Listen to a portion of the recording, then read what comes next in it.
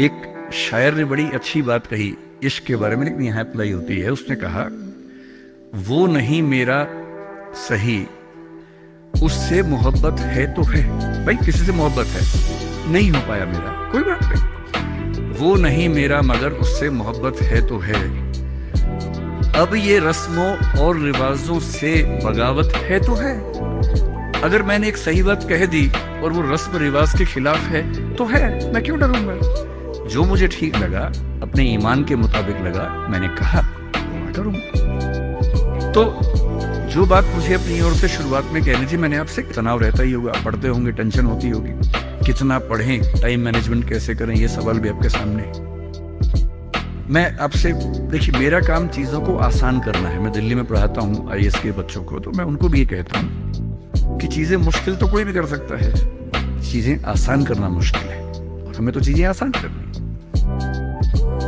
इस दुनिया में कोई भी ऐसा एग्जाम नहीं जिसके लिए आपको 24 घंटे पढ़ने की जरूरत है। अगर आप दिन में 8, 10, एक लेवल के बाद 12 घंटे पढ़ते हैं तो ये बहुत है। इसलिए मैं आपसे कह रहा हूँ, शुरुआत के लिए 8 घंटे की पढ़ाई, 8 घंटे की नींद और 8 घंटे बाकी सब चीजें, खेलना कूदना, वो बहुत जरूरी है। यहीं से बात आती है मोटिवेशन की। एक ये है कि हमारा मोटिवेशन हमेशा कैसे रहे, और एक ये कि कभी कभी स्ट्रेस ज्यादा हो जाता है, उस समय हम कैसे मैनेज करें। आपकी उम्र में स्ट्रेस ज्यादा होने की वजह यह भी है कि आपके हार्मोन्स इस उम्र में ज्यादा, उनमें वाइब्रेशंस होते हैं, तो मूड स्विंग ज्यादा होते हैं। जैसे जैसे आप मैच्योर होते जाएंगे उम्र के साथ, आपके मूड स्विंग्स कम हो जाएंगे। जैसे आपके पेरेंट्स हैं, आप देखेंगे, स्पेशली फादर को आप देखेंगे, आपके फादर आमतौर पर इमोशनल बातों से बहुत प्रभावित नहीं होते होंगे। जैसे आप कहेंगे, पापा आज मेरी फ्रेंड ने मुझे छोड़ दिया, पापा कहेंगे कोई बात नहीं। आपके अंदर से आंसू छूट रहे हैं, आपका मन कर रहा है मैं क्या कर लूं, आग लगा दूं, जंगल में जाके क्या कर दूं, इमोशंस ऐसे उछल रहे हैं आपके। पापा क्या बोल रहे हैं, कोई बात नहीं, कोई और मिल जाएगा उससे बेहतर, ठीक है। ऐसा नहीं कि बहुत अभ्यास किया उन्होंने। उम्र बढ़ने के साथ साथ हमारे हार्मोन्स का बैलेंस चेंज होता है और आप बहुत मैच्योर हो जाते हैं। मैच्योर होने का सबसे बेसिक मतलब है कि आप किसी इमोशन में बह नहीं जाते, आप खुद के ऊपर कंट्रोल बेहतर रख पाते हैं, तो उम्र के साथ होगा। लेकिन अभी जैसे डिमोटिवेशन आपको होता होगा, करियर को लेकर सवाल मन में आता होगा कि आईएएस बनूं तो कैसे बनूं, कितना पढ़ूं, कितना ना पढ़ूं, ये सब सवाल आते होंगे। मैं तो आईएएस के लिए पढ़ाता हूं।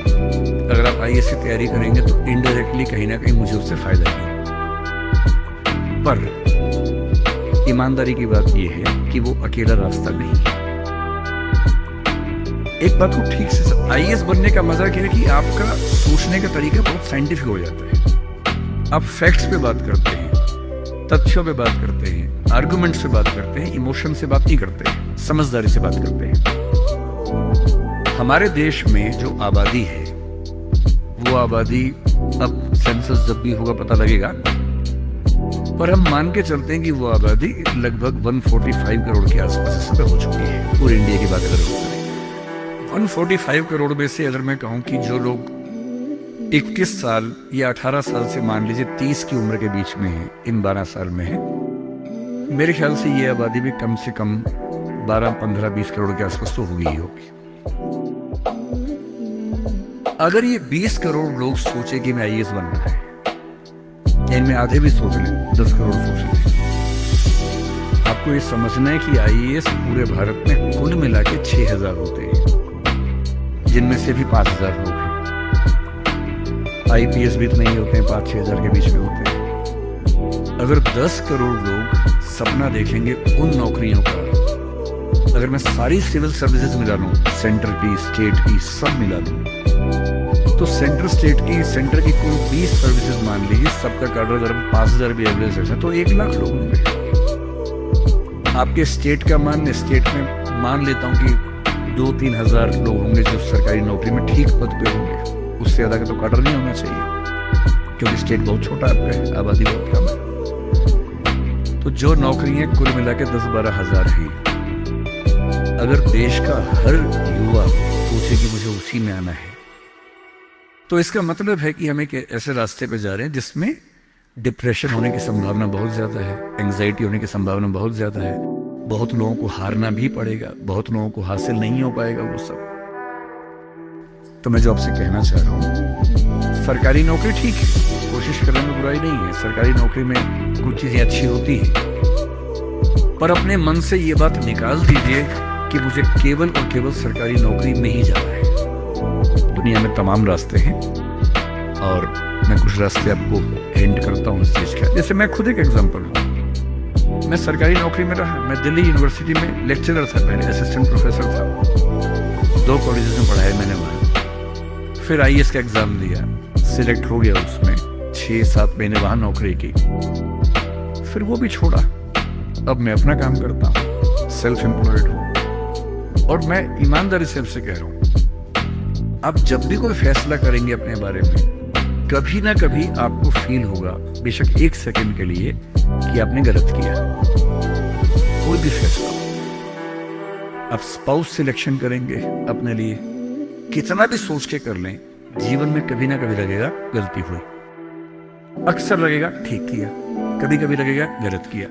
और ऐसा नहीं कि आपने X के बदले Y किया होता तो नहीं लगता, तो भी लगता।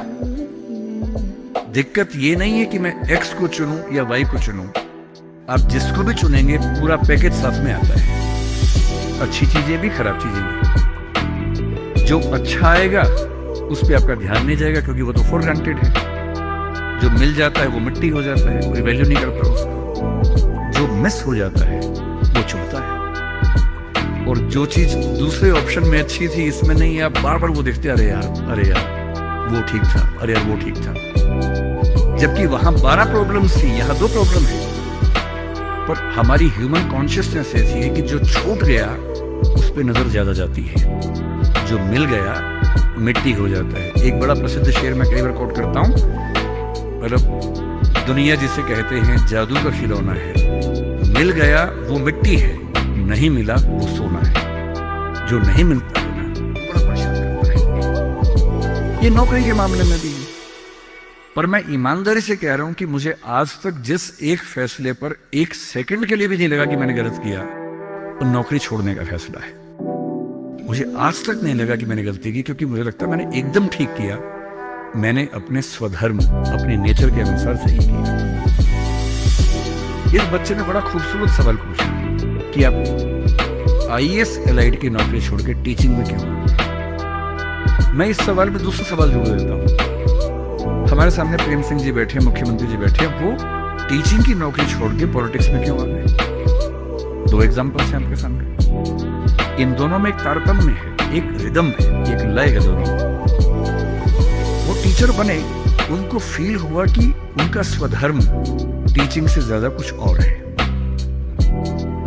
मैं IAS एलाइड में आया, मुझे लगा कि मेरा स्वधर्म इससे ज्यादा टीचिंग में है। स्वधर्म क्या होता है? आपने गीता पुस्तक का जिक्र सुना होगा, उसमें श्री कृष्ण ने स्वधर्म का जिक्र किया है। यहाँ बहुत सारे बच्चे बौद्ध समाज से होंगे, महात्मा बुद्ध ने भी इस बात पर खूब जोर दिया है। सारे धर्मों, सारे दर्शनों का जो सार है वो ये है, हर व्यक्ति हर काम के लिए फिट नहीं होता है। 2 चीजों पे गौर करना है। पहला, मैं क्या अच्छा कर सकता हूं, मैं कैपेबल किस चीज के लिए। दूसरा, मुझे क्या करने में मजा आता है। और जहां इन दोनों का इक्विलिब्रियम हो, जहां ये दोनों बातें मिल जाएं, वो आपका स्वधर्म है। यानी जैसे मैं सिंगर बनना चाहता था, पर मैं इतना गंदा गाता हूं कि मैं जब घर में गाता था, मेरे पेरेंट्स बोलते तो मैं भारतीय सेना में चले जाना चाहिए, बिना बंदूक के विदेशी की तरफ देख के गा देना, बस वैसे ही मर जाएंगे सारे के सारे। सही बात है भाई, ये भी ठीक बात है। तो मेरा मन था कि मैं सिंगर बनूं, पर गला कौवे जैसा भगवान ने दिया, कोयल जैसा नहीं दिया, तो मैं सिंगर नहीं बनूंगा। मेरे मन से क्या होता है, अच्छा लगने से क्या होता है? भाई सुने भी तो कोई मेरी बात को, मेरे गाने को सुने भी तो सही कोई। तो मेरा मन क्या करता है काफी नहीं है। 2 चीजें हैं, मैं क्या कर सकता हूं। मैं बचपन से स्कूल में डिबेटिंग करता था, मेरे पेरेंट्स ने मुझे बड़ा सपोर्ट किया, और बचपन से ही मेरे पेरेंट्स ने, टीचर्स ने कहा कि तुम कुछ ऐसा करना कि मंच पर रह सको, पॉलिटिक्स में जाओ, MP बनो। तब मेरा मन भी पॉलिटिक्स में आने का था, स्कूल लाइफ में बहुत ज्यादा मन था उस समय, बाद में नहीं रहा। तुम पॉलिटिक्स में जाओ, तुम वकील बनो, क्योंकि जब कोर्ट केस लड़ोगे तुम्हें बोलने की ताकत भगवान ने दी है, उसका इस्तेमाल करो। या टीचर बनो। टीचर की छवि हमारे समाज में बहुत अच्छी नहीं होती थी, हालांकि मेरे पेरेंट्स टीचर ही थे, पर हमारे समाज में टीचर की छवि होती है। और हमारे देश का दुर्भाग्य है कि जो प्रोफेशन देश को गढ़ता है उसकी छवि बहुत अच्छी नहीं है। टीचर बनना बहुत लोगों का सपना नहीं है, मेरा तो है। और मेरा स्वधर्म मैंने महसूस कर लिया कि मेरा स्वधर्म टीचिंग है। और स्वधर्म का मतलब वही दो बातें जो मैं कर सकता हूं और जो मैं करना चाहता भी हूं। आपके मुख्यमंत्री जी अच्छे टीचर रहे होंगे, पर उनको बार बार मन में आता होगा कि मैं जनता के बीच जाकर उनके साथ काम करके क्यों ना कुछ ऐसा करूं कि पॉलिसी मेकिंग में आऊं। उनका स्वधर्म उनको वहां खींच के ले गया, तो उन्होंने वो किया।